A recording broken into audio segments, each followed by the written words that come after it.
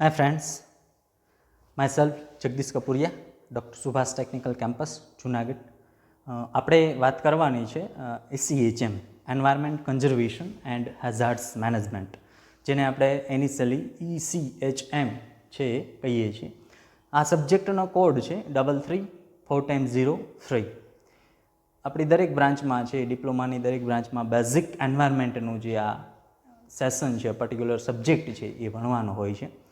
Diploma electrical, diploma civil, diploma mechanical અને diploma computer, આ ચાર બ્રાન્ચમાં આપણે એમને કવર કરીએ છીએ. દરેક જગ્યાએ એક સરખો સિલેબસ છે, કોઈ પણ સિલેબસમાં કોઈ ચેન્જીસ છે નહીં. આજે આપણે સ્ટાર્ટ કરીએ છીએ યુનિટ 1. આમનું નામ છે ઇકોલોજી એન્ડ એન્વાયરમેન્ટ. આપણે જે સિલેબસ જોયો એમાં આપણે જુદા જુદા યુનિટની વાત કરી હતી કે ecology and environment, then sustainable development, then wind energy, then solar energy, biomass energy and seismic engineering and disaster management. તો આજે આપણે યુનિટ 1 ચાલુ કરવાનું છે, જેનું નામ છે ecology and environments. Ecology and environments in the sense પર્યાવરણ.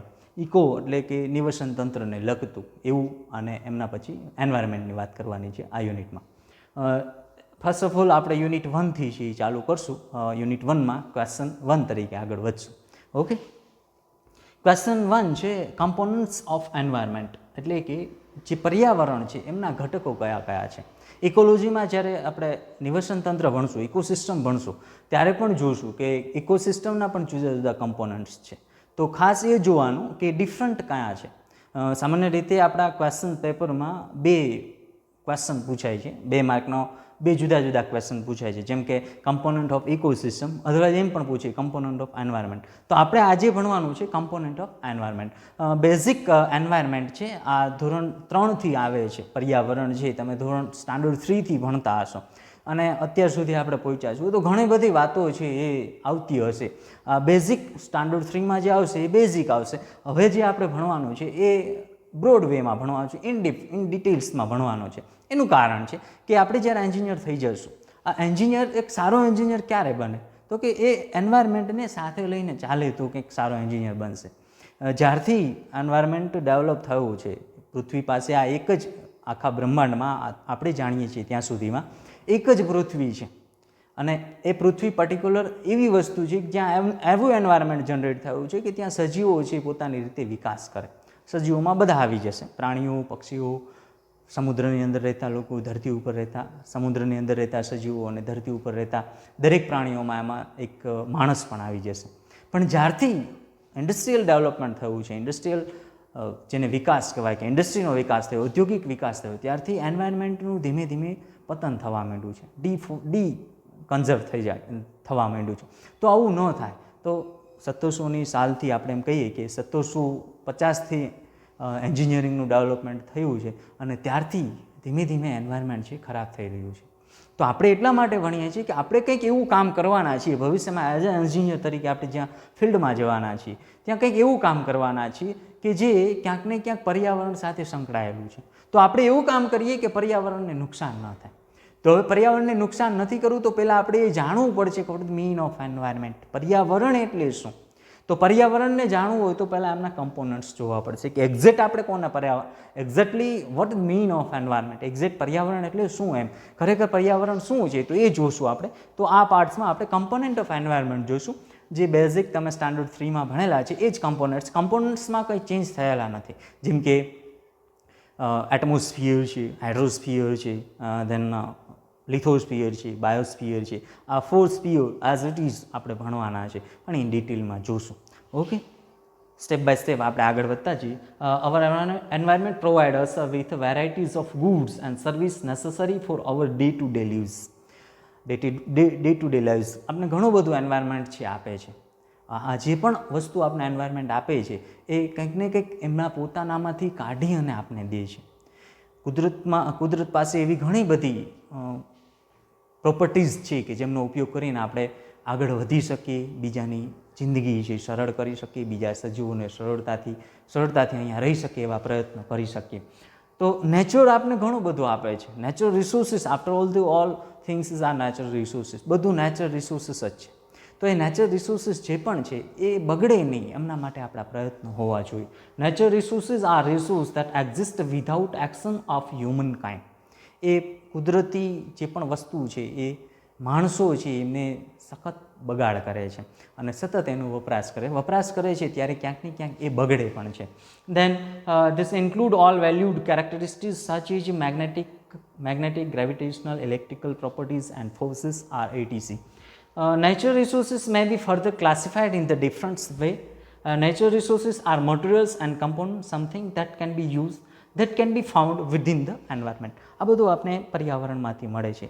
Every man-made produce is composed of natural resources at its a fundamental level. Natural resources may exist as a separate entities such as a fresh water, air, and as well as any living organism such as a fish, animals, leaves, trees, or it many exist in an alternate form that must be processed to obtain the resource such as metal ores, rare earth metals, petroleum and most form of energy. આપણે જોવા જઈએ તો પૃથ્વી છે એ સૂર્યમાંથી અલગ પડેલી છે. આમ તો બ્રહ્માંડનો બિગ બેંગ દ્વારા બ્રહ્માંડનું નિર્માણ થયું એ most favourable, most reliable theory છે. અને એમને જોવા જઈએ તો આપણું જે સૂર્યમંડળ જુદું પડ્યું છે એમાં સૂર્યમાંથી પૃથ્વી 7 ગ્રહો 8-9 ગ્રહો છે એ સેપરેટ થયા છે. તો એ જે ગ્રહોમાં પર્ટિક્યુલર અર્થ એક એવી જગ્યાએ એસ્ટાબ્લિશ થઈ છે, એવી જગ્યાએ આવી અને રોકાયેલી છે કે જ્યાં એન્વાયરમેન્ટ જનરેટ થયું છે. તો આ એન્વાયરમેન્ટ જનરેટ થાય છે. શરૂઆતથી વાત કરીએ તો શરૂઆતમાં સજીવો ઉત્પન્ન થયા, એકકોષી સજીવો, ત્યાંથી દ્વિકોષી અને પછી જુદા જુદા દરેક સજીવો ઉત્પન્ન થયા. ડાર્વિનનો ઉત્ક્રાંતિવાદનો સિદ્ધાંત આપણે જાણીએ છીએ. તો આ જ્યારે સજીવો ઉત્પન્ન થયા અને છેલ્લે જે અપડેટેડ મટીરિયલ આવ્યો હોય છે હ્યુમન, અપડેટેડ સજીવ આવ્યો હોય છે હ્યુમન. આ હ્યુમને શરૂઆતમાં કંઈ એટલું બધો કુદરતનો વિનાશ નહોતો કર્યો. એ શરૂઆતમાં જ્યારે જીવતા, જેને આપણે આદિ લોકો કહીએ છીએ, આદિ માનવો કહીએ છીએ, તો એ ગુફામાં રહેતા હતા અને કોઈ પણ પ્રકારની હાર્મ કોઈ પણ સજીવોને ન થાય. સજીવોમાં બધું આવે, living organism, all living organism આવી જશે. આ લિવિંગ ઓર્ગેનિઝમને કોઈ પણ પ્રકારનું નુકસાન ન થાય એવી રીતે જીવતા હતા. પણ ક્યાંક ને ક્યાંક જ્યારે એમને બીજા સજીવો સાથે ફાઇટિંગ કરવાનો સમય આવ્યો ત્યારે એ એવું વિચારે છે કે આપણે સુરક્ષિત રહેવા જોઈએ, કારણ કે એમની પાસે બુદ્ધિ શક્તિ હતી. એ કંઈક ને કંઈક સારું વિચારી શકતા હતા, અથવા તો એમ કહી શકીએ કે એ વિચારતા હતા. આ પૃથ્વી ઉપરના સજીવોમાં પર્ટિક્યુલર હ્યુમન પાસે એક એવી બુદ્ધિ છે કે જે વિચારોને અમલમાં લઈ આવી શકે, વિચારોને બોલી શકે, વિચારોને લખી શકે છે. તો કંઈક ને કંઈક એમની પાસેની એમની જે સ્ટ્રેન્થ હતી એમના દ્વારા એમણે મકાનો બનાવ્યા છે, સુરક્ષા તૈયાર કરી છે, ખોરાક સંગ્રહવાના પ્રયત્નો કર્યા છે, ખોરાક ઉગાડવાના પ્રયત્નો કર્યા છે.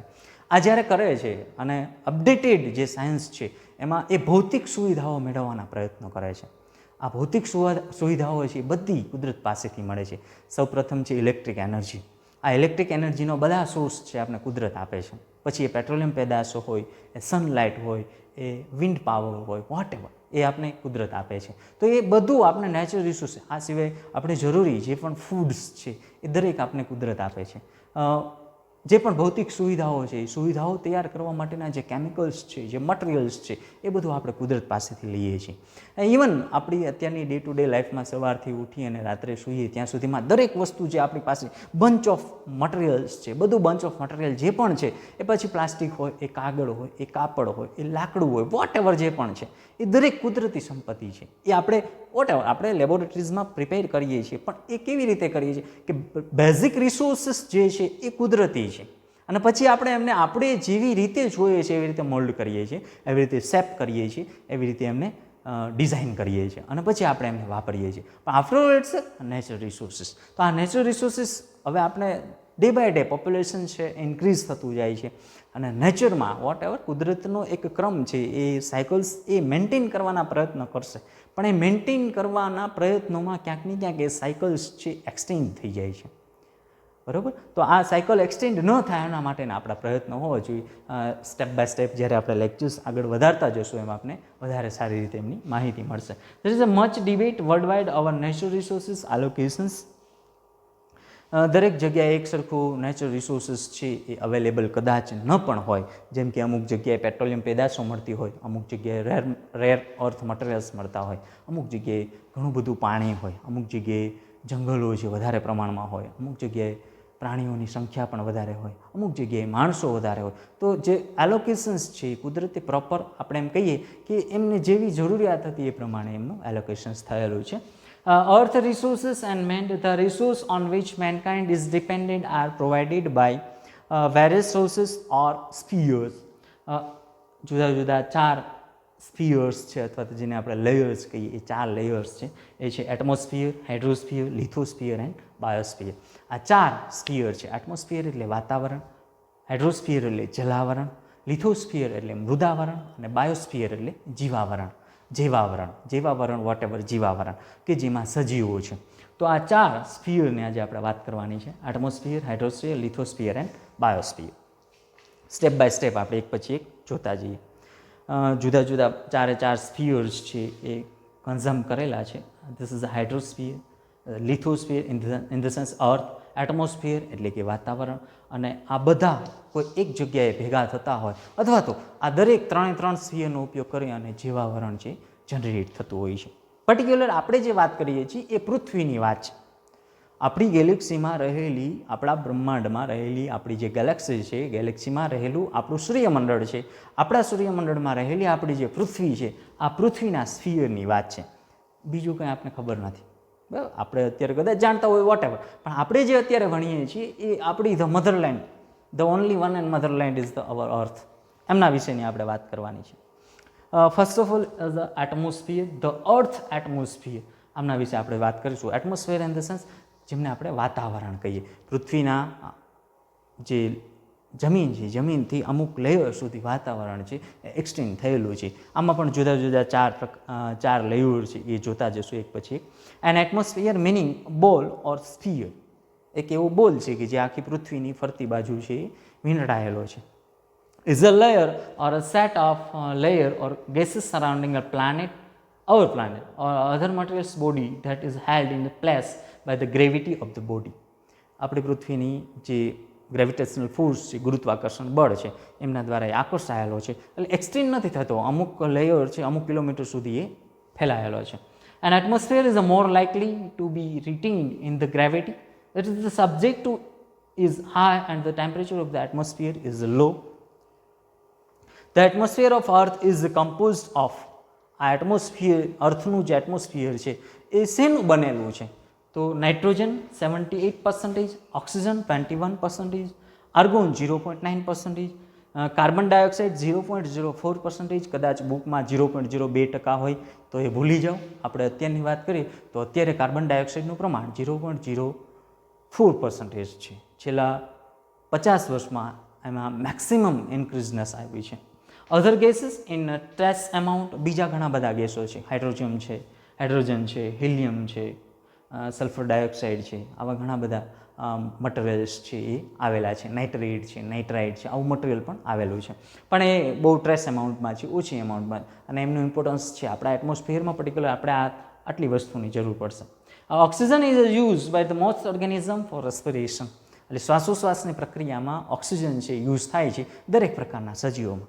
પૃથ્વી ઉપર રહેલા દરેક પ્રકારના સજીવો છે ઓક્સિજનનો ઉપયોગ કરે છે શ્વાસોશ્વાસની પ્રક્રિયામાં. હા, વૃક્ષો છે કાર્બન ડાયોક્સાઇડનો ઉપયોગ કરે છે, પણ ત્યાં ઓક્સિજન પણ મહત્વનો છે, કારણ કે કાર્બન ડાયોક્સાઇડ જ્યારે લે છે ત્યારે આપણે ઓક્સિજન રિટર્ન કરે છે. Oxygen is used by the most organism for respiration. Nitrogen is fixed by the bacteria and lightening to produce ammonia used in the construction of nucleotides and amino acids. નાઇટ્રોજનની પણ એટલી જ requirement છે. 78% nitrogen છે, એનો મતલબ એવો નથી કે આપણે સીધો નાઇટ્રોજન છે લઈ શકીએ છીએ. આપણે ગેસિયસ ફોર્મમાં રહેલો નાઇટ્રોજન છે એબ્ઝોર્બ નથી કરી શકતા. જો એવું થતું હોત તો આપણે ખોરાક લેવાની જરૂર ન પડે. એનું કારણ છે કે નાઇટ્રોજનનો જે મટીરિયલ છે, નાઇટ્રોજન મટીરિયલ, એમનાથી ન્યુક્લિયોટાઇડ્સ એન્ડ એમિનો એસિડ્સ બને. એમિનો એસિડ્સ એટલે પ્રોટીનનો બેઝિક ઘટક છે. Number of amino acids are there, ઘણા બધા એમિનો એસિડ છે. એ એમિનો એસિડ, ઘણા બધા એમિનો એસિડ ભેગા થઈ અને પ્રોટીનનો અણુ બનાવે છે, પ્રોટીન મોલેક્યુલ્સ જનરેટ કરે છે. અને આ પ્રોટીનનો મોલેક્યુલ જે છે એ સજીવ કોષનો બંધારણીય એકમ કહેવાય. જો પ્રોટીન ન હોય તો સજીવ શરીર બને જ નહીં. પછી એ કમ્પોઝિશન થવા માટે, સ્ટેબલ રહેવા માટે, ડેવલપમેન્ટ થવા માટે protein is the most requirement material. So even that's is also implement in trees, જેને આપણે વનસ્પતિ સૃષ્ટિ કહીએ, આ વનસ્પતિ સૃષ્ટિમાં પણ જે કહેવાય કે પ્રોટીન મહત્વનું છે. Carbon dioxide used by the plant, algae and cyanobacteria for the photosynthesis પ્રક્રિયા માટે કાર્બન ડાયોક્સાઇડ છે એ જરૂરી છે. જો પ્લાન્ટ્સ ફોટોસિન્થેસિસ પ્રોસેસ નહીં કરે તો પૃથ્વી ઉપર રહેતા દરેક સજીવ છે એમનો ખોરાકનો જથ્થો જે છે અટકી જશે. પૃથ્વી ઉપર રહેતા સજીવોમાં પર્ટિક્યુલર જેમને આપણે કહીએ કે કિંગડમ ઓફ એનિમલ, આ કિંગડમ ઓફ એનિમલનું જે ફૂડ છે, ફૂડ સપ્લિમેન્ટરીઝ છે, આપણે કિંગડમ ઓફ પ્લાન્ટ્સ આપશે. વનસ્પતિ સૃષ્ટિ દરેક પ્રકારના પૃથ્વી ઉપર રહેતા જે પ્રાણીઓ છે એમને ખોરાક પૂરો પાડશે. પણ જો કાર્બન ડાયોક્સાઇડ ન હોય તો આ પ્લાન્ટ્સ ગ્રો ન કરે, ફોટોસિન્થેસિસ પ્રોસેસ વગેરે થાય નહીં, અને ફોટોસિન્થેસિસ પ્રોસેસ કાર્બન ડાયોક્સાઇડ વગર નહીં થાય તો બાકીના સજીવોનું અસ્તિત્વ રહેશે નહીં. એટલે કાર્બન ડાયોક્સાઇડ પણ એટલો જ જરૂરી છે. નો ડાઉટ 0.04% છે, પણ એ ઇનફ છે. The atmosphere has to protect the living organism from genetic damage by solar ultraviolet radiation, solar winds and cosmic rays. આ એટમોસ્ફિયર શું કરશે તો કે એ આપણે પ્રોટેક્ટ કરશે. શેનાથી તો કે સોલાર દ્વારા આવતા અલ્ટ્રાવાયોલેટ રેડિયેશન, જેને આપણે યુવી રેડિયેશન કહીએ, કે જે સીધા ઓઝોન વાયુમાં એબ્ઝોર્બ થઈ જાય છે ઓઝોન લેયરમાં, એ આપણે આગળ જોઈએ. સોલાર વિન્ડ્સ, જે સૂર્ય તરફથી આવતું જે સોલાર વિન્ડ છે, જેને આપણે કહીએ કે એક અમુક પ્રકારની અગ્નિના જે પ્રહારો છે એ પણ આપણે એમનાથી પ્રોટેક્ટ કરશે. અને છે કોસ્મિક રેઝ, બ્રહ્માંડમાંથી આવતા જે કોસ્મિક રેઝ છે એમને પણ અહીંયા એટમોસ્ફિયરમાં એબ્ઝોર્બ થઈ જાય છે. અમુક રેઝ આવતા હોય છે એ આપણે ડિટેક્ટ કરશું. The current composition of the Earth atmosphere is the product of a billion of years of a biochemical modification of the pale atmosphere by living organism. અત્યારે આપણી પાસે જે એટમોસ્ફિયર છે, નો ડાઉટ એ આપણી મધરલેન્ડનો એટમોસ્ફિયર છે, mother અર્થનો atmosphere છે, પણ એ atmosphere જે છે એ ઘણા બધા બિલિયન ઓફ ધ યરની પ્રોસેસ છે. કોઈ એક દિવસમાં એટમોસ્ફિયર તૈયાર નથી થયું, બરાબર. આ બિલિયન ઓફ ધ યર જે છે એ પૃથ્વીથી જ્યારે સૂર્ય જુદો પડે છે, આજથી સમજી લો કે 550 કરોડ વર્ષ પહેલાં જુદો પડે છે, અને 550 વર્ષથી માંડી અને આજથી 90 કરોડ વર્ષ પહેલાં, 500 કરોડ વર્ષ તમે સમજી લો, આજથી 90 કરોડ વર્ષ પહેલાં સૌ પ્રથમ લિવિંગ ઓર્ગેનિઝમ આ પૃથ્વી ઉપર આવે છે. તો વચ્ચેના જે 400 સમથિંગ યર જે છે એ સમય દરમિયાન એ શું કરે છે? અર્થ એટમોસ્ફિયર, અર્થના જે એટમોસ્ફિયર છે, પર્ટિક્યુલર સ્ફિયર્સ છે જનરેટ થાય છે. આ બધા સ્ફિયર્સ જનરેટ થઈ જાય છે અને પછી ક્યાંક ને ક્યાંક સજીવ છે ઉત્પન્ન થાય છે. એ સજીવ કઈ રીતે ઉત્પન્ન થાય છે એ ઊંડી મથામણમાં આપણે પડવું નથી, પણ billion of the year, after the billion of the year, ઘણા બધા વર્ષોના અંતે ક્યાંક ને ક્યાંક સજીવ ઉત્પન્ન થાય છે. આ સજીવમાં જુદા જુદા ડેવલપમેન્ટ થાય છે. 90 કરોડ વર્ષ પહેલાં જે સજીવ આવે છે એ એકકોષી સજીવ હતા, અથવા તો સંપૂર્ણ એકકોષી સજીવ ન પણ કહી શકીએ, પ્રોકેરિયોટિક પણ કહી શકીએ. તો આવા પ્રકારના જે મટીરિયલ આવે છે એ આવ્યા, અને પછી આપણું જે એટમોસ્ફિયર જનરેટ થયું, લિવિંગ ઓર્ગેનિઝમ આવ્યા, અને આપણે અત્યારે આ વાત કરી રહ્યા છીએ. આ શું કામ કરીએ છીએ તો કે એન્વાયરમેન્ટને જાણો તો એન્વાયરમેન્ટને પ્રોટેક્ટ કરી શકશો. કે કરોડો વર્ષોની આ પ્રક્રિયા છે જેને આપણે ડિસ્ટર્બ કરી રહ્યા છે. આપણે એટલે કોણ? માણસો. બીજા કોઈ પણ સજીવ આવું નથી કરતા. સિંહ ક્યારે એવું નહીં કરે, હાથી ક્યારે એવું નહીં કરે, ફિશ ક્યારે એવું નહીં કરે, મંકી ક્યારે એવું નહીં કરે, ડોંકી ક્યારે એવું નહીં કરે, નહીં, નેવર. કોઈ પણ કર્યું નથી, ભૂતકાળ પણ નથી, અને ભવિષ્યમાં પણ એવું નહીં થાય. એક જ માણસ એવો છે કે જે ધીમે ધીમે પર્યાવરણને બગાડી રહ્યો છે. કદાચ કુદરત છે એ પોતાની રીતે ઓટો કરેક્ટ કે ઓટોનોમસ મોડમાં જો હોય તો પોતાની રીતે સારી પણ થઈ જશે, નો ડાઉટ. એ આપણો પ્રશ્ન નથી, પણ આપણે જે બગાડીએ છીએ, કુદરત એની રીતે સારા થવાના પ્રયત્ન કરે જ છે, પણ આપણે જે બગાડીએ છીએ બગડે નહીં એવા પ્રયત્ન કરો. આપણે એઝ અ એન્જિનિયર, આપણે જ્યારે એન્જિનિયર તરીકે બહાર પડશું તો કંઈક એવું કરીએ કે જેથી આ ન થાય. એટમોસ્ફિયર, પર્ટિક્યુલર એટમોસ્ફિયરના જુદા જુદા લેયર છે: ટ્રોપોસ્ફિયર, સ્ટ્રેટોસ્ફિયર, મેસોસ્ફિયર એન્ડ થર્મોસ્ફિયર. ટ્રોપોસ્ફિયર એટલે ક્ષોભાવરણ, સ્ટ્રેટોસ્ફિયર એટલે સમતાપાવરણ અથવા તો રસાવરણ પણ કહી શકીએ, મેસોસ્ફિયર એટલે મધ્યાવરણ, અને સૌથી ઉપર છે થર્મોસ્ફિયર. તો એમની હાઇટ્સ બતાવેલી છે કે ટ્રોપોસ્ફિયર ક્ષોભાવરણની જે હાઇટ છે 0 થી 11 કિલોમીટર છે. ટેમ્પરેચર છે એનું 15 થી -15 to -56 ડિગ્રી સેલ્સિયસ ટેમ્પરેચર. એટલે જેમ કે આપણે હિમાલય સારામાં સારી રીતે સમજીએ તો હિમાલય 8848 મીટર એટલે 8.8 કિલોમીટર સમજી લો. તો તો જેમ ઉપર જશો એમ હવા પાતળી થશે અને સાયમલ્ટેનિયસલી ટેમ્પરેચર છે વધતું જશે. તો જેમ ઉપર જશો એમ ટેમ્પરેચર હાઈ થતું જશે. Application of this layer climate and season. આ એટમોસ્ફિયરમાં પર્ટિક્યુલર જે સ્ટ્રોપોસ્ફિયર છે, ક્ષોભ આવરણ છે, એનું આ એટમોસ્ફિયરમાં મહત્ત્વ શું છે? તો કે ક્લાઇમેટને મેન્ટેન કરે છે અને સિઝન લઈ આવે છે. જુદા જુદા જે વાદળો ગાજે છે, વીજળીઓ થાય છે, વરસાદ આવે છે, એ પર્ટિક્યુલર ટ્રોપોસ્ફિયરમાં એ બધી ઘટનાઓ છે ટ્રોપોસ્ફિયરમાં જનરેટ થશે અને પૃથ્વી છે એને અનુભવશે. સેકન્ડ વન ઇઝ સ્ટ્રેટોસ્ફિયર, જેને આપણે સમતાપ આવરણ કહીએ. એની હાઇટ 11 કિલોમીટર અહીંયા પૂરી થઈ તો 11 થી 50 kilometre, 11 to 50 kilometres. Temperature -56 to -2 degree Celsius. Okay. Ozone layer સૌથી સારામાં સારું. આનું મહત્ત્વ એ છે કે સ્ટ્રેટોસ્ફિયરમાં રહેલું જે ઓઝોનનું લેયર છે એ બહારથી આવતું જે પણ મટીરિયલ છે એને એબ્ઝોર્બ કરે છે. એટલે કે બહારથી આવતા જે અલ્ટ્રાવાયોલેટ રેડિયેશન છે, સોલાર રેઝ છે, કોસ્મિક રેઝ છે, સોલાર વિન્ડ છે, એમને એબ્ઝોર્બ કરે છે અને પૃથ્વી સુધી આવવા દેતું નથી. જો ઓઝોન લેયર તૂટી જાય, અત્યારે થયું છે, જો ઓઝોન લેયર તૂટી જાય તો યુવી રેડિયેશન છે સીધા આપણી તરફ આવે અને યુવી રેડિયેશન આવે તો પૃથ્વી ઉપર રહેતા દરેક સજીવોને એમને નુકસાન થાય. પર્ટિક્યુલર સજીવો, દરેક સજીવો આવે. સજીવોની આપણે જ્યારે વાત કરીએ ત્યારે kingdom of plant, kingdom of animal, kingdom of bacteria, kingdom of protozoa, kingdom of food, kingdom of fungi બધું આવી જશે. બધા જે 5 સૃષ્ટિનું વર્ગીકરણ છે અર્નેસ્ટ હેકલ દ્વારા કરેલું છે, એ 5 સૃષ્ટિના વર્ગીકરણને તકલીફ થશે જો ઓઝોન લેયર ન હોય તો. તૂટે શું કામ? તો કે ઓઝોન લેયર ડિપ્લેશન આપણે ભણશું ત્યારે આપણે જોશું. પૃથ્વી ઉપર જેમ કાર્બન ડાયોક્સાઇડ વધશે, કાર્બન ડાયોક્સાઇડ છે ઓઝોન લેયરને તોડશે. તો એમનું મહત્ત્વ છે કે એમાં ઓઝોન લેયર આવેલું છે અને ઓઝોન લેયર છે એટલા માટે પૃથ્વી છે સુરક્ષિત છે. દેન મેસોસ્ફિયર છે 50 to 80 kilometre, -2 to -92 degree Celsius. એ જે મેટલ્સ બર્ન કરે છે. મેટલ્સ બર્ન કરે છે એટલે શું? તો કે પૃથ્વી ઉપરથી પૃથ્વીની બહારથી બ્રહ્માંડમાંથી જે પણ મટીરિયલ આવે છે એ આ વાતાવરણમાં બર્ન થઈ જશે, સળગી જશે, જેને આપણે ખરતા તારા કહીએ છીએ.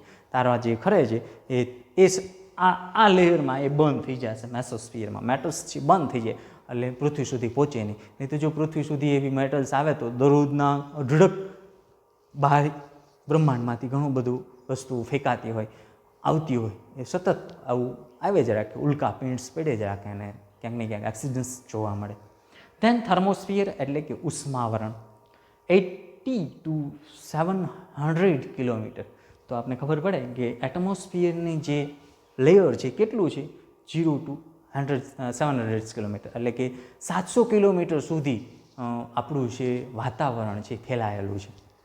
એમનું ટેમ્પરેચર -90 to 1200 ડિગ્રી સેલ્સિયસ, 92 થી 1200 ડિગ્રી સેલ્સિયસ એમનું ટેમ્પરેચર હશે. એટલે જેમ ઉપર જશે એમ ટેમ્પરેચર છે એ મેક્સિમમ થતું જશે.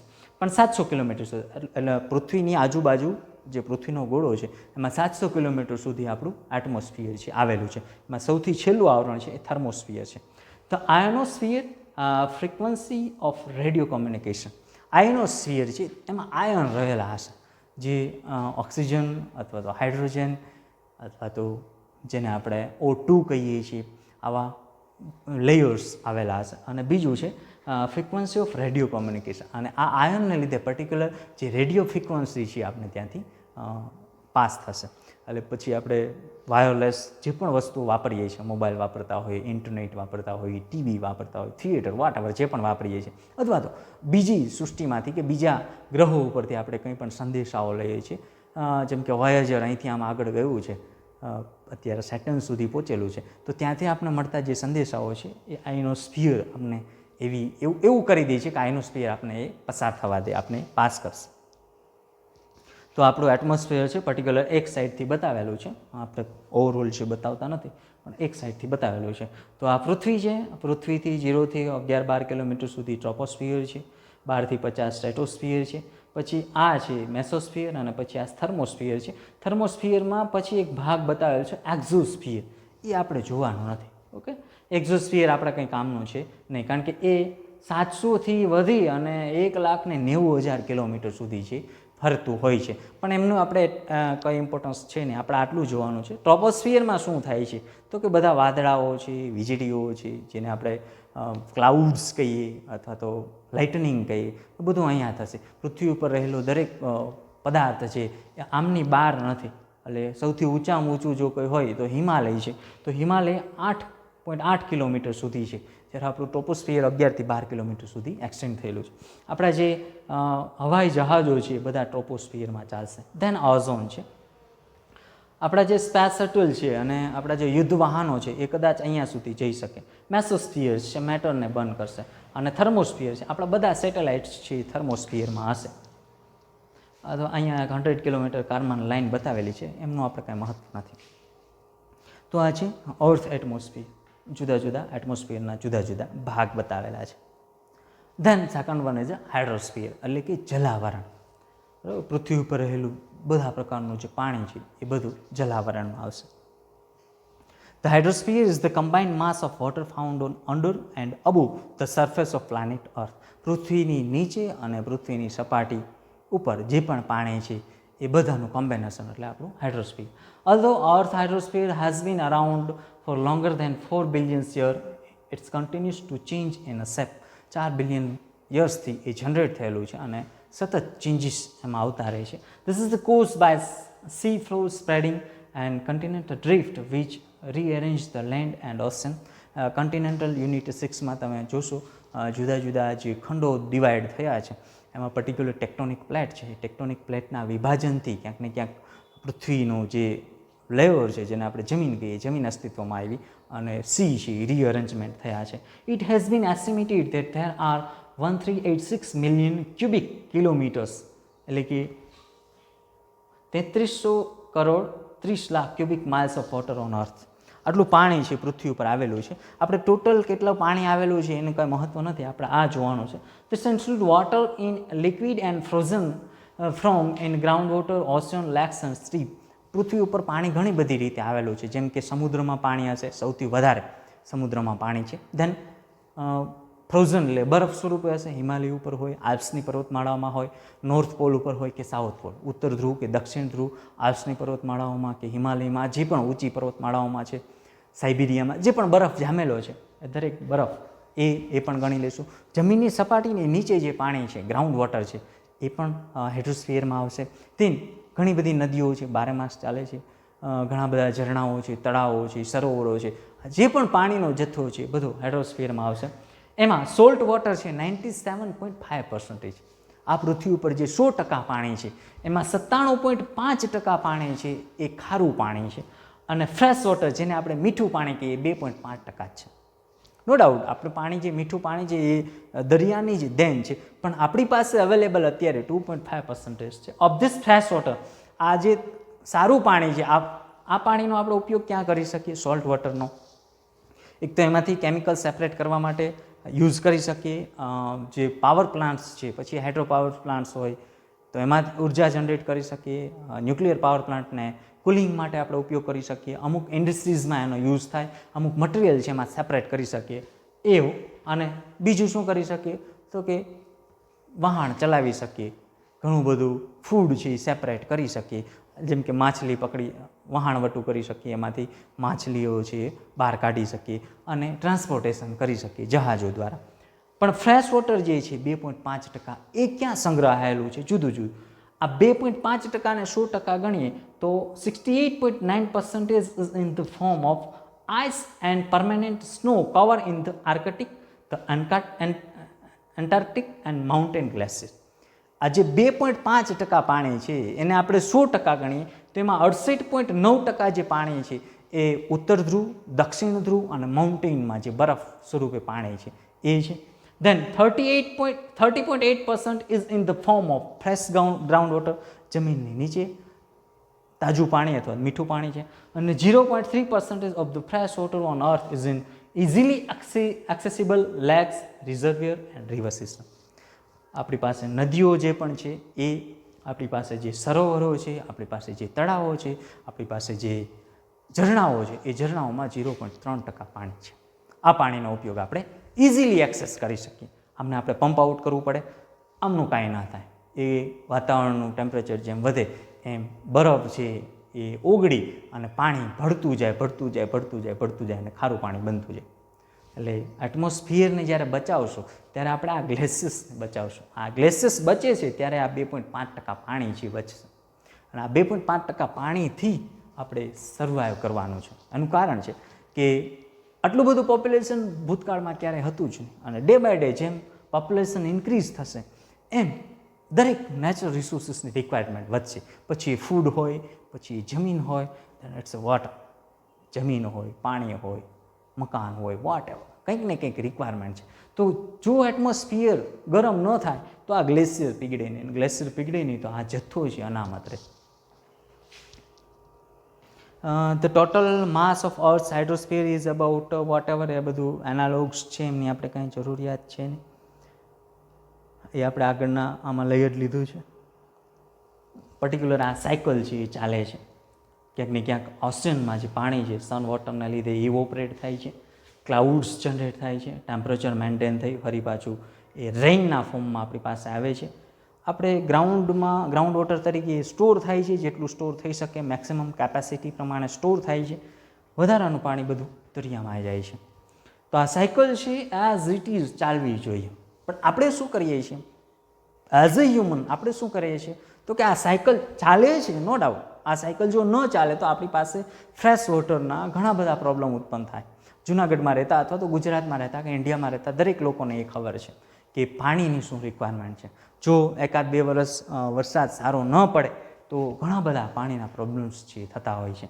આપણે શું કરીએ છીએ, આ સાયકલને એક્સટેન્ડ કરી દઈએ છીએ, લાંબી કરીએ છીએ, જે ખરેખર દર વર્ષે થવું જોઈએ એવું નથી થતું. શું થાય છે તો કે શરૂઆતમાં 2 વર્ષે વરસાદ સારો એવો આવે છે, પછી એવું 2 વર્ષવાળું 1 વર્ષ આવે ને 1 વર્ષ ના આવે, 1 વર્ષ આવે ને 1 વર્ષ ના આવે. પછી એવું થાય કે 3 વર્ષે સારો વરસાદ આવે, 2 વર્ષ ના આવે ને 1 વર્ષ આવે, 2 વર્ષ ના આવે ને 1 વર્ષ આવે. પછી એવું થાય 4 વર્ષે વરસાદ આવે, 3 વર્ષ ના આવે ને 4થે વર્ષે આવે, 3 વર્ષ ના આવે ને 4થે વર્ષે. તો આ શું થયું, જે વોટર સાયકલ હતી એ એક્સટેન્ડ થઈ. હવે વોટર સાયકલ જેમ એક્સટેન્ડ થશે, એક્સટેન્ડ શું કામ થાય છે તો કે પ્રોપર આ પ્રોસેસ થતી જ નથી. કાં થાય છે તો અહીંને થઈ જાય છે અને કંઈ રિક્વાયરમેન્ટ જ નથી. આ જ્યારે ઇવોપરેટ થાય છે વોટર, બાષ્પીભવન થાય છે અને જે ક્લાઉડ જનરેટ થાય છે, ક્લાઉડ જમીન ઉપર વરસવા જોઈએ કે જ્યાં વનસ્પતિ છે, જ્યાં માણસો રહે છે. પણ એ આપણી પ્રમાણે જો ચાલીએ તો એટમોસ્ફિયરમાં વધતું ટેમ્પરેચર છે એમને મુખ્ય હર્ડલ્સ છે, મેઇન હર્ડલ્સ છે. તો આ વોટર સાયકલ્સ છે એ પ્રોપર થતી નથી. ઇવોપરેશન થાય છે, કન્ડેન્સ થાય છે, દેન પ્રેસિપિટેટ થાય છે અને દેન કલેક્ટ થાય અને નીચે જમીન ઉપર વરસી જાય છે. તો આ છે હાઇડ્રોસ્ફિયરની પ્રોપર સાયકલ છે, આપણે ચાલવા દે. આ હાઇડ્રોસ્ફિયર છે, આ સાયકલ આમ ચાલવી જોઈએ પણ આપણે ચાલવા દેતા નથી, એક્સટેન્ડ કરીએ છીએ અને એક્સટેન્ડ થાય છે એ આપણા માટે પ્રોબ્લેમેટિક છે. દેન અર્થ લિથોસ્ફિયર એટલે કે મૃદાવરણ, હાઇડ્રોસ્ફિયર એટલે કે જલાવરણ અને લિથોસ્ફિયર એટલે કે મૃદાવરણ. તો આમાં 2 મૃદાવરણ છે, એક જમીન છે અને એક છે ઓશિયન. એટલે કે અમુક ભાગ એવો છે કે જ્યાં સમુદ્ર છે અને અમુક ભાગ એવો છે કે જ્યાં જમીન છે. તો 2 પ્રકારનું લિથોસ્ફિયર છે. આમ છે બધું લિથોસ્ફિયર જ. A lithosphere is the rigid outermost shell of the terrestrial type planet that is defined by the rigid mechanism properties. On Earth, it is composed of the crust and the portion of the upper mantle that behaves elastically on time scale of thousands of years or greater. The outermost shell of the rocky planet, the crust, is defined on the basis of its chemistry and mineralogy. The layer under the lithosphere is known as the asthenosphere. આ પણ પૃથ્વીનું જે પૃથ્વીનું જે layer તૈયાર થયું છે એ પણ જુદા જુદા વર્ષોના અંતે ઘણી બધી પ્રોસેસ થાય છે અને પ્રોસેસના અંતે એક લિથોસ્ફિયર છે જનરેટ થયેલું છે. એ કંઈક આવું છે. આ પૃથ્વી છે, એમનો એક આ ભાગ છે. તો આમાં 4 ભાગ છે. પહેલો છે crust, then mantle, then core. તો આ છે ક્રસ્ટ, ધેન મેન્ટલ, આ ભાગ છે મેન્ટલ અને આખો કોર છે. આમાં બહારનો જે કોર છે આ ભાગ છે એ આઉટર કોર છે અને આ છે ઇનર કોર છે. એમની જુદી જુદી ટેમ્પરેચર, આમનું મટીરિયલ શું છે એ જોઈએ. પણ આ આખી પૃથ્વી છે, બધી જગ્યા same, inner core, outer core, mantle and crust. આમ તો 3 જ ભાગ છે, ક્રસ્ટ, મેન્ટલ એન્ડ કોર. કોરમાં 2 ભાગ છે, outer core and inner core. લિથોસ્ફિયરના 3 ભાગ છે, crust, mantle and core. Width, એમની લંબાઈ કેટલી છે, આ જે કોર છે આ કેટલું છે, આ કેટલું પહોળું છે અથવા તો કેટલું ઊંડું છે. આ પૃથ્વી હોય, આ પૃથ્વીની ઊંડાઈ કેટલી છે, ક્રસ્ટની, મેન્ટલની ઊંડાઈ કેટલી છે અને કોરની ઊંડાઈ કેટલી છે જોતા જઈએ. તો પૃથ્વીમાં ડ્રિલિંગ કરો તો 0 થી 50 કિલોમીટર સુધીનો જે ભાગ છે એ છે ક્રસ્ટ. કમ્પોનન્ટ્સ કયા છે તો કે સોઇલ ઇન ધ સેન્સ જમીન, માટી, મિનરલ્સ એટલે ઘણા બધા પદાર્થો જેને આપણે પિરિયોડિક ટેબલમાં કવર કરીએ છીએ, અથવા તો એવા પદાર્થો જેમ કે હાઇડ્રોજન, હિલિયમ, લિથિયમ, બેરિલિયમ, બરાબર, ફેરસ છે, મેટલ છે, ઘણા બધા મિનરલ્સ, મટીરિયલ્સ છે, સોડિયમ છે, પોટેશિયમ છે, કેલ્શિયમ છે, મેગ્નેશિયમ છે, આ બધા minerals. Organic and inorganic materials તો ઘણા બધા કમ્પોનન્ટ્સ મળશે, જેમ કે કેલ્શિયમ ઓક્સાઇડ મળશે, મેગ્નેશિયમ ઓક્સાઇડ મળશે, આયર્ન ઓક્સાઇડ મળશે, આયર્ન ક્લોરાઇડ મળશે. આવા જે ઓર્સ મટીરિયલ્સ છે એ ores, metals, non metals and fossils, pure metals છે એ કમ્પોઝિશન્સ ફોર્મમાં મળશે. અને ફોસિલ્સ ઇન ધ સેન્સ અશ્મિજન્ય મટીરિયલ્સ, હાડકાઓ મળતા હોય કરોડો વર્ષો પહેલાંના, અથવા તો હાડપિંજર્સ મળતા હોય છે, અથવા તો ક્રૂડ ઓઇલ્સ છે મળતા હોય છે. તો આ બધું fossils fuel in the sense crude oil, દરેક પ્રકારનો ક્રૂડ ઓઇલ્સ છે એ ક્રસ્ટમાં મળશે. Application environment study of Earth, પૃથ્વીનું જે પર્યાવરણીય અર્થઘટન કરવું હોય તો આ 0 થી 50 કિલોમીટરની અંદર છે આવેલું હશે. અમુક વખતે જેને આપણે કહીએ કે આઈસ એજ આવતો હતો, આઈસ એજ ચાલુ હતો, અને આ આઈસ એજમાં ઘણા બધા જે મેમથ હાથીઓ હતા એ નાશપ્રાય થઈ ગયા, તો એ આપણે કેમ ખબર પડશે? ડાયનોસર આ પૃથ્વી ઉપર હતા તો આપણે કેમ ખબર પડશે? આમના દ્વારા. ધેન મેન્ટલ 50 to 2900 કિલોમીટર, 50 થી 2900 kilometre. Hard rock, Fe and Mg metals. Hard rock એટલે સખત પથ્થરો, લોખંડની ધાતુ અને મેગ્નેશિયમ ધાતુ છે ત્યાં હશે. Volume 84% and weight 67% of Earth. પૃથ્વીનું જે 84% જે વેલ્યુમ છે, કદ છે, એ આ મેન્ટલ દ્વારા કવર થાય છે. અને વેઇટ છે 67%, પૃથ્વીનું જે ટોટલ વેઇટ છે એમાં 67% છે એ પર્ટિક્યુલર મેન્ટલનું છે. ધેન કોર 2900 થી 6378 કિલોમીટર, એમાં આઉટર કોર અને ઇનર કોર આવશે. 2900 થી 5100 કિલોમીટર સુધીનો આઉટર કોર અને 5100 થી 6368 કિલોમીટર ઇનર કોર. હવે આમાં ભેદભાવો છે, અમુક 6500 કિલોમીટર કહે છે, અમુક 6400 કહે છે, અમુક 6450 કહે છે, આપણે 6378 રાખીએ, 6378 કિલોમીટર. કમ્પોનન્ટ શું છે? Fe, nickel metal in solid and liquid state. તો કોરમાં બે મુખ્ય ધાતુ છે, એફી એન્ડ નિકલ. આઉટર કોરમાં છે એ લિક્વિડ ફોર્મ, સોલિડ ફોર્મમાં છે, અને ઇનર કોરમાં છે એ લિક્વિડ ફોર્મમાં છે. શું કરશે? ગ્રેવિટેશનલ ફોર્સ જનરેટ કરશે, સૌથી વધારે મહત્વનું. આઈ થિંક તમે લોકો જો મૂવીના ચાહકો હોય તો કદાચ હોલિવૂડનું મૂવી છે ધ કોર, ન હોય ચાહકો હોય ને જોયેલું ન હોય તો જોઈ લેજો. ધ કોર કંઈક ને કંઈક ડિસ્ટર્બ થાય છે. જો આ ગ્રેવિટેશનલ ફોર્સ 9.8 ગ્રેવિટેશનલ ફોર્સ તમે ભણેલા હશો, આ 9.8 ન હોય તો શું થાય એ આપને ઘણી બધી ખબર છે, બરાબર, કે જો પૃથ્વી ઉપર ગ્રેવિટેશનલ ફોર્સ ના હોય તો એ સન સાથે એટ્રેક્ટમાં જ ન રહે, બીજા મૂન સાથે એટ્રેક્ટમાં જ ન રહે, અને એવું ન થાય તો એમનો જે પાથ છે એ પ્રોપર જળવાય નહીં, અને પાથ પ્રોપર જળવાય નહીં તો વાતાવરણ શક્ય જ ન બને. એટલે પૃથ્વીનું ગ્રેવિટેશનલ ફોર્સ પર્ટિક્યુલર કોર પાર્ટને લીધે છે, અને કોર પાર્ટમાં રહેલું એફી અને નિકલ મટીરિયલ છે એ ક્યાંક ને ક્યાંક ગ્રેવિટેશનલ ફોર્સ છે જનરેટ કરે છે. ક્રસ્ટમાં ઘણા બધા મેન્ટલમાં ઘણા બધા પાર્ટ પડેલા છે, upper mantle, lower mantle, core, outer core અને inner core. Inner core solid છે, આઉટર કોર છે લિક્વિડ છે. આ ફરી પાછું અહીંયા એ જ બતાવેલું છે, 0 to 35 કિલોમીટર. આપણે 50 કીધા છે લિથોસ્ફિયરમાં, પર્ટિક્યુલર 32, આમાં જુદા જુદા આંકડાઓ છે આવે છે, પણ આપણે પર્ટિક્યુલર એક આપણી જે બુકમાં આપેલું છે, જે આપણે કોષ્ટક દ્વારા જોયું એને ફોલો કરશું. Asthenosphere, mantle, outer core and inner core. Then biosphere એટલે કે જૈવાવરણ, પૃથ્વી ઉપર રહેતા અથવા તો સમુદ્રમાં રહેલા દરેક પ્રકારના સજીવો, પૃથ્વી ઉપર રહેલા દરેક પ્રકારના સજીવોને આપણે બાયોસ્ફિયરમાં કવર કરશું. તો બાયોસ્ફિયર દરેક પ્રકારના સજીવો, તો એ જે સજીવો છે દરેક બાયોસ્ફિયરમાં છે. The biosphere also known as the ecosphere is the world wide sum of all ecosystem. Ecosystem જ્યાં જનરેટ થાય છે એ આપણું બાયોસ્ફિયર, અથવા તો જેને આપણે કહીએ જીવાવરણ. તો પૃથ્વી ઉપર રહેલી જે દરેક પ્રકારની જે સજીવ સંપત્તિ છે, પછી એ વનસ્પતિ હોય, પછી એ બેક્ટેરિયા હોય, લીલ હોય કે ફૂગ હોય કે પ્રાણીઓ હોય, દરેક પ્રકારના સજીવો છે બાયોસ્ફિયરમાં આવશે. લિથોસ્ફિયર, એટમોસ્ફિયર, હાઇડ્રોસ્ફિયર ત્રણેયનું કમ્બિનેશન એટલે બાયોસ્ફિયર.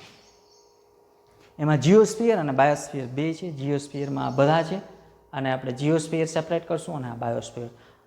બાયોસ્ફિયર જે બધી જગ્યાએ હશે. પછી લિથોસ્ફિયર હોય, એટમોસ્ફિયર હોય કે હાઇડ્રોસ્ફિયર, દરેક જગ્યાએ સજીવો જોવા મળશે, જેને આપણે બાયોસ્ફિયર કહીએ છીએ. આ મહત્વનું છે. The biosphere living organism classified in 5 kingdoms like animal, plant, fungi, protista and monera. Fungi, protista and monera. આ પણ બાયોસ્ફિયર છે. એર છે, પાણી, water, then earth. This is the most important organisms. આ આપણે જોવાનું નથી. યુકેરોટાઇપ્સમાં આ જે મહત્વનું છે ફંગાઈ, પ્લાન્ટ્સ, એનિમલ અને મોનેરા, આ 5 સૃષ્ટિ, દેન પ્રોટિસ્ટા, આ 5 સૃષ્ટિનું વર્ગીકરણ છે. આપણે જોઈએ છીએ કે દરેક જગ્યાએ ક્યાંક ને ક્યાંક સજીવો છે. મોનેરા પણ સજીવો છે, પ્રોટિસ્ટા પણ સજીવો છે. ફંગાઈ ટાઈપ ઓફ લિવિંગ ઓર્ગેનિઝમ છે, plant type of living organism and animal એટલે દરેક પ્રકારના પ્રાણીઓ. તો આ બધા છે એ લિવિંગ ઓર્ગેનિઝમ છે અને આ દરેક બાયોસ્ફિયરમાં રહે છે. પોતાનું મુખ્ય કામ શું છે તો કે પોતાનું જીવન ટકાવી રાખવાનું, પર્યાવરણનો ઉપયોગ કરીને નવો સજીવ ઉત્પન્ન કરવાનું રિપ્રોડક્શન સિસ્ટમ દ્વારા અને ડેવલપમેન્ટ કરવાનું, વિકાસ કરવાનો. આ વિકાસ માણસો એટલો બધો કરી નાખ્યો છે કે એન્વાયરમેન્ટ ધીમે ધીમે ખતમ થઈ રહ્યું છે. આ બધા એક બાજુ છે. એનિમલમાં પણ આટલા બધા પાર્ટ્સ પડે ને એમાં એક જે માણસ છે એને પર્યાવરણને એટલું નુકસાન કર્યું છે કે જે ધીમે ધીમે ક્યાંક ને ક્યાંક આપણા એન્વાયરમેન્ટ અથવા તો આપણા મધરલેન્ડ જે અર્થ છે એમને નુકસાનકારક છે.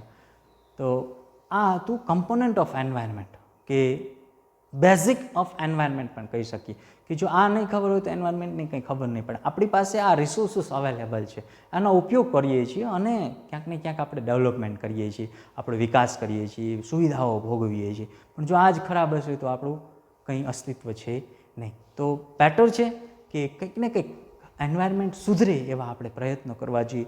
એમના માટે પહેલાં છે એન્વાયરમેન્ટ જાણીએ.